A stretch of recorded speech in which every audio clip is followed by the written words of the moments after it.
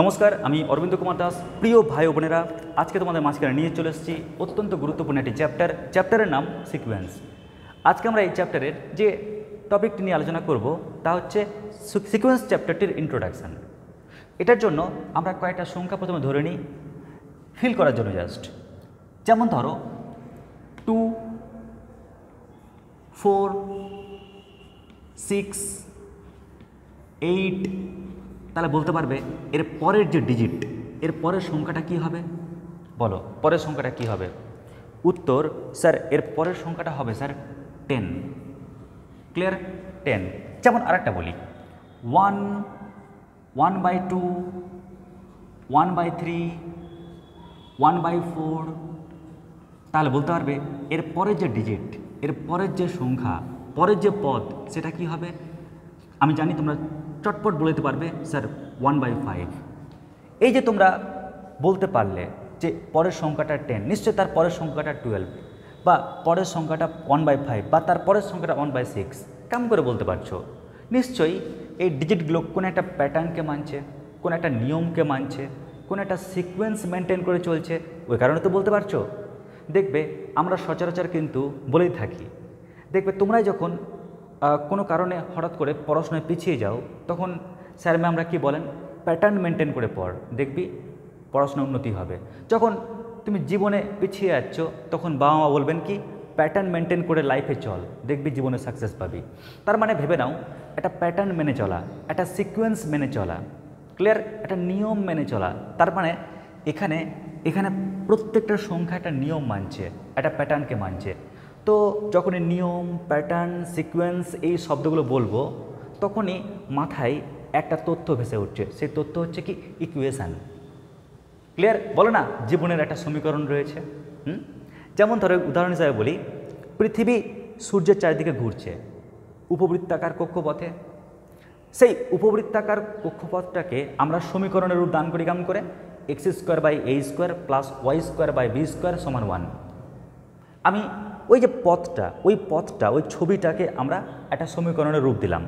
তো ঠিক একই রকমভাবে আমরা এখানে যে নিয়মটা দেখছি, এখানে যে প্যাটার্নটা দেখছি, সেটাকে আমরা একটা ফাংশানের রূপ দিচ্ছি, একটা সমীকরণের রূপ দিচ্ছি।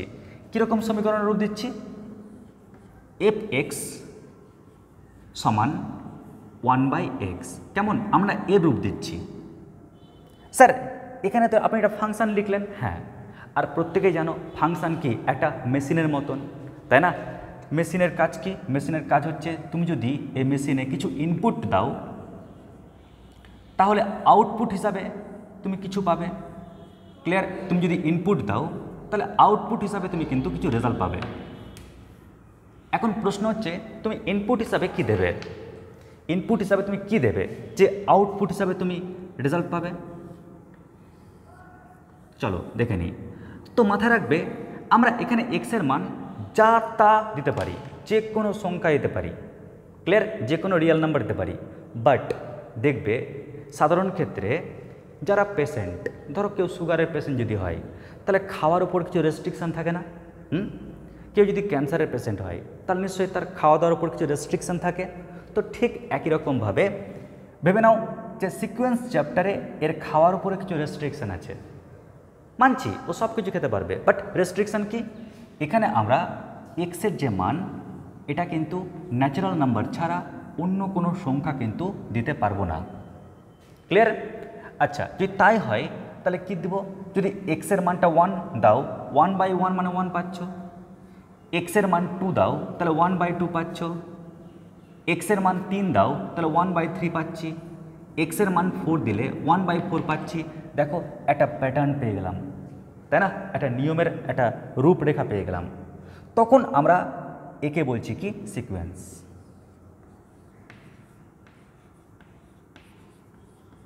তার মানে দেখো, সিকোয়েন্স কিন্তু বিষয়টা টাফ বিষয় নয়। ক্লিয়ার? আমরা একটা ফাংশানে এক্সের মান ন্যাচারাল নাম্বার ঢালছি, আমরা যে সংখ্যাগুলো পাচ্ছি, ক্লিয়ার, যে ডিজিটগুলো পাচ্ছি, দেখো এটা হচ্ছে সিকোয়েন্স।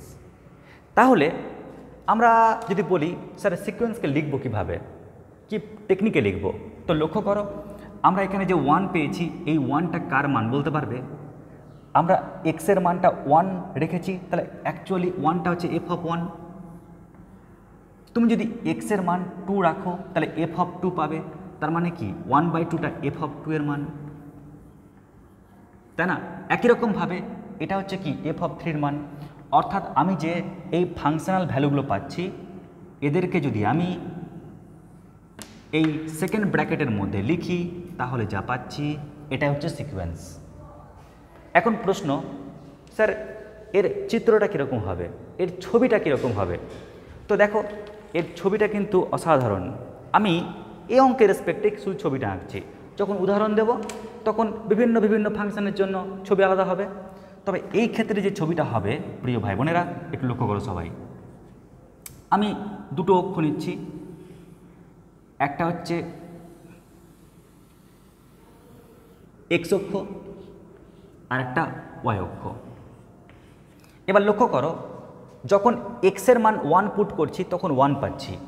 তো এক্সের মান যখন 1 পুট করছি তখন আমি হাইটটাও 1 পাচ্ছি। ক্লিয়ার? এক্সের মান যখন 2 পুট করছি তখন হাইটটা হাফ পাচ্ছি। এক্সের মান 2 পুট করলে হাইটটা 1/2 পাচ্ছি। যখন এক্সের মান 3 পুট করছি তখন হাইটটা 1/3 পাচ্ছি।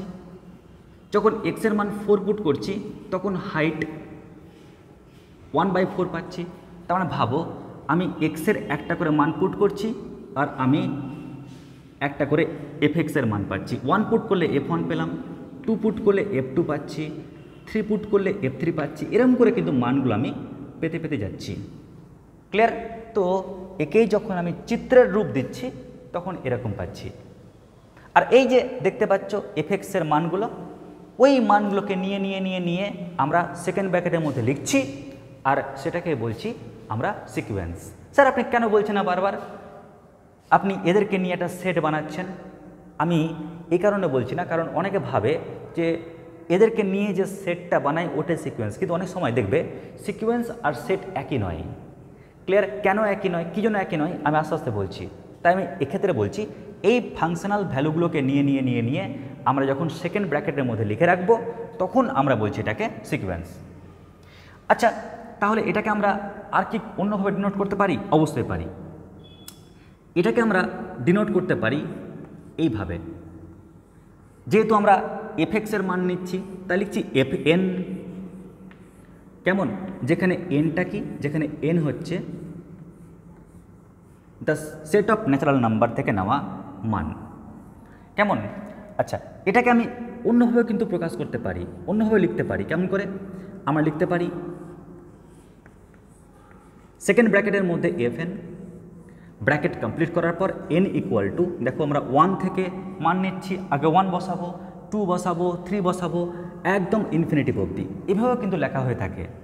তবে আমরা লেটেস্ট এভাবে লিখব সেকেন্ড ব্র্যাকেটের মধ্যে এফ এন, কারণ আমরা প্রত্যেকে জানি এখানে এন যেহেতু ন্যাচারাল নাম্বার, কেমন, ওই কারণে আমরা এইভাবেও লিখতে পারি। আশা করছি ডিনোট করার টেকনিক তোমরা বুঝে গেলে।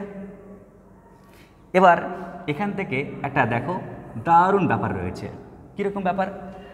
আমরা এই পুরো সিস্টেমটাকে যদি একটা লাইনে লিখি, এই পুরো সিস্টেমটাকে, তাহলে কি পাচ্ছি দেখো,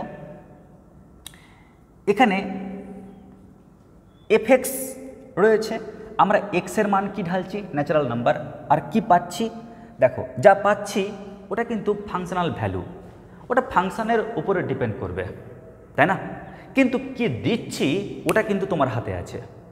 তাই আমরা অ্যাকচুয়ালি কি পাচ্ছি, আমরা এই এফটাকে বলছি সিকোয়েন্স, এই এফ এক্সের মানটাকে বলছি সিকোয়েন্স। কখন? যদি এই নিয়মটা ফলো হয়, আমি ডোমেনে দিচ্ছি the set of natural number, আর আমরা কোডোমেনে পাচ্ছি কি, রিয়েল নাম্বার। কেমন? তার মানে তুমি ন্যাচারাল নাম্বার ঢালছো এই ফাংশানে, যে মানগুলো পাচ্ছ ওই মানগুলো রিয়েল নাম্বারেরই কোনো মান হবে। কেমন? আচ্ছা, এবার যখন এই চিত্রটা আঁকলাম তখন এই চিত্রের দিকে তাকালে আমরা কয়েকটা ইনফরমেশানগুলোকে ফলো করতে পারছি, লক্ষ্য করতে পারছি। কী সেই ইনফরমেশান? দেখো, যখনই আমি দেখতে পাচ্ছি এই চিত্রটা, তখন প্রথম যে ইনফরমেশনটা দেখতে পাচ্ছি সেটা হচ্ছে, লক্ষ্য করো এই ফাংশনাল ভ্যালুগুলো আস্তে আস্তে আস্তে আস্তে কমছে। ও তার মানে ফাংশনের উপর ডিপেন্ড করবে, ফাংশনাল ভ্যালুগুলো বাড়তেও পারে আবার কমতেও পারে, তাই না? তো যখন কমছে তার চিত্রটা এরকম না, যেমন প্রথম দিন তুমি এতটা পড়াশোনা করেছিলে, দ্বিতীয় দিন পড়াশোনাটা কমিয়ে দিলে, তৃতীয় দিন আরও পড়াশোনা কমিয়ে দিলে, চতুর্থ দিন আরও পড়াশোনা কমিয়ে দিলে। তার মানে যত দিন এগোচ্ছে তোমার পড়াশোনার ডিমোশন হচ্ছে, তার মানে তোমার লাইফের তোমার পড়াশোনা ডিক্রিজ হচ্ছে। তো আমরা এখান থেকে একটা ধারণা পাচ্ছি মনোটোনিক ডিক্রিজিং। এবার মনোটোনিক ইনক্রিজিং বিষয়টা কি, মনোটোনিক ডিক্রিজিং বিষয়টা কি, তোমাদের যখন আমি স্পেশালভাবে মনোটোনিক ইনক্রিজিং ডিক্রিজিংয়ের উপর ক্লাস দেব সেখানে তোমাদের জানাবো। কিন্তু জাস্ট একটা ধারণা দিলাম যে যখন যখন এক্সের মানটা পুট করতে করতে যাচ্ছি আর ফাংশনাল ভ্যালু যখন কমতে কমতে যাচ্ছে তখন এটা কি হচ্ছে, মনোটোনিক ডিক্রিজিং। যদি ফাংশনাল ভ্যালুগুলো আস্তে আস্তে বাড়তে বাড়তে যেত, মনোটোনিক ইনক্রিজিং। একটা ধারণা পেলাম। ঠিক নাম্বার 2, আমরা কী আর ধারণা পেতে পারি? ধারণা পেতে পারি বাউন্ডেডের। কেমন করে? দেখো, এই যে হাইটটা, এই হাইটটাকে আমি বলতে পারছি যে নিশ্চয়ই এর পরেও যদি কোনো আমি হাইট আঁকি তাহলে ওর থেকে ছোট। ক্লিয়ার? ধরো তুমি এখানে একটা নিজস্ব হাইট দিয়ে দিলে, তো তার থেকে তো ছোট। আর এই হাইটটা কমতে কমতে কমতে কমতে কমতে কমতে কমতে কমতে জিরোর দিকে যাচ্ছে। দেখো এত কমছে হাইটটা, জিরোর দিকে যাচ্ছে।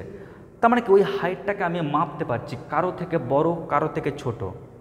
ক্লিয়ার? তার মানে এখান থেকে আসছে বাউন্ডেডের ধারণা। বাউন্ডেডের ধারণা। ক্লিয়ার? নাম্বার 3, আমরা এখান থেকে আর কি পাচ্ছি? আমরা এখান থেকে আর একটা কনসেপ্ট পাচ্ছি। দেখো এই যে হাইটটা কমছে, কমতে কমতে কমতে কমতে কোন অভিমুখী হচ্ছে? দেখো এই হাইটটা যে কমছে, এই হাইটটা কমতে কমতে কমতে কমতে কমতে কমতে কমতে কমতে ও অ্যাকচুয়ালি কোন ডাইরেকশনে যাচ্ছে, কোন অভিমুখী হচ্ছে। তো আমরা ফিল করতে পারছি এই হাইটটা কমতে কমতে কমতে কমতে জিরো অভিমুখী হচ্ছে। তার মানে আমরা এখান থেকে একটা কনসেপ্ট পাচ্ছি কনভার্জেন্টের।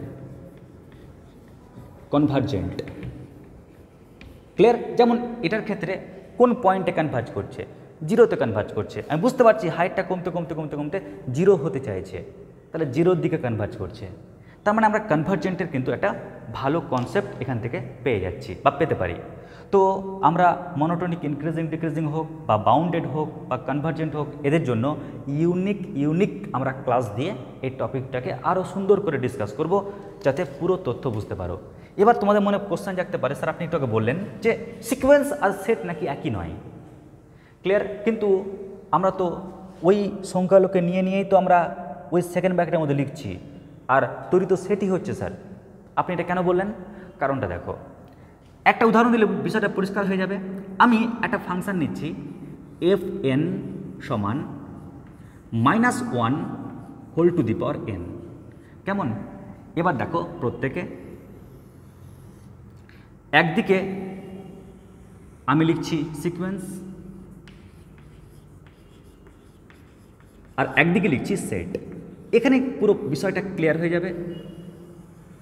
দেখো আমি যখন সিকোয়েন্সের কমন সেন্সের বিষয়টিকে ভাববো, দেখো প্রথমে n এর মানটা 1 পুট করো। n এর মানটা 1 পুট করলে কি পাচ্ছ? f1, তাই না? মানে -1 এর পাওয়ার 1 মানে -1। n এর মানটা 2 পুট করো, 2 পুট করলে কি পাচ্ছি? -1 এর পাওয়ার 2 মানে +1। n এর পাওয়ারটা 3 পুট করো, -1 এর পাওয়ার 3 মানে -1। n এর পাওয়ার 4 পুট করো, -1 এর পাওয়ার 4 মানে +1। এরকম করে না চলতে চলতে যাচ্ছে। ক্লিয়ার? কারণ তুমি তো n এর তো 4-5টা মান বসাচ্ছ না, n এর মান তুমি বসাতেই যাচ্ছ। 1 2 3 4 5 6 7 8 9 10 চলছে এই মান up to tends to infinitive অবধি। ক্লিয়ার? তো আমরা একে বলছি সিকোয়েন্স, কিন্তু সেট বলছে বাবু আমার তো প্রপার্টি ফলো করছে না, কারণ সেটের কিছু প্রপার্টি আছে, ওয়েল ডিফাইন করা যেতে হবে। Number 2, collection of distinct object. তার মানে কি? পৃথক পৃথক পদ থাকতে হবে, মানে একই পদকে দুবার থাকা চলবে না। তো লক্ষ্য করো এখানে একই পদ তো অনেকবার লিখতে পারছি সিকোয়েন্সের ক্ষেত্রে, বাট সেটের ক্ষেত্রে কিন্তু একই পদ একবারের বেশি লিখতে পারবো না। আমি -1 যতবারই পাই না কেন লিখবো একবার, আমি 1 যতবারই পাই না কেন এখানে লিখবো একবার। তাহলে তোমরাই বলো এখানে সেট আর সিকোয়েন্স কি একই হলো? এখানে পার্থক্য তৈরি হয়ে গেল। আমরা সিকোয়েন্সের রেঞ্জকে বলছি কি সেট। আশা করছি বুঝতে পেরেছ। ওই কারণে যখন আমি সিকোয়েন্স বলছিলাম, বারবার বলছিলাম এই উপাদানগুলোকে সেকেন্ড ব্র্যাকেটের মধ্যে বন্দি করে যেটা পাচ্ছি ওটা সিকোয়েন্স। এই গেল আমাদের সিকোয়েন্সের একটা মিনিমাম কনসেপ্ট। এরপরে আমরা পরের ক্লাসে সিকোয়েন্সের উপর কিছু এক্সাম্পল দেব, কিছু ফাংশন আমি দিয়ে দেব, আর আমরা সিকোয়েন্স তৈরি করব এবং সেটাকে দুরকম দৃষ্টিভঙ্গিতে। নাম্বার 1 কি, চিত্রের দৃষ্টিভঙ্গিতে আর ক্যালকুলেশনের দৃষ্টিভঙ্গিতে। কেমন লাগলো আজকে ক্লাসটি অবশ্যই কমেন্টে জানাবে। যদি এরকম ক্লাস আরও পেতে চাও অবশ্যই কমেন্টে লিখে পাঠাবে। এরকম টপিকের উপর ফুল ক্লাস, ফুল চ্যাপ্টারের ক্লাস তৈরি করে তোমাদেরকে দেব। আজকের মতো এটুকুটাই। নমস্কার, ধন্যবাদ।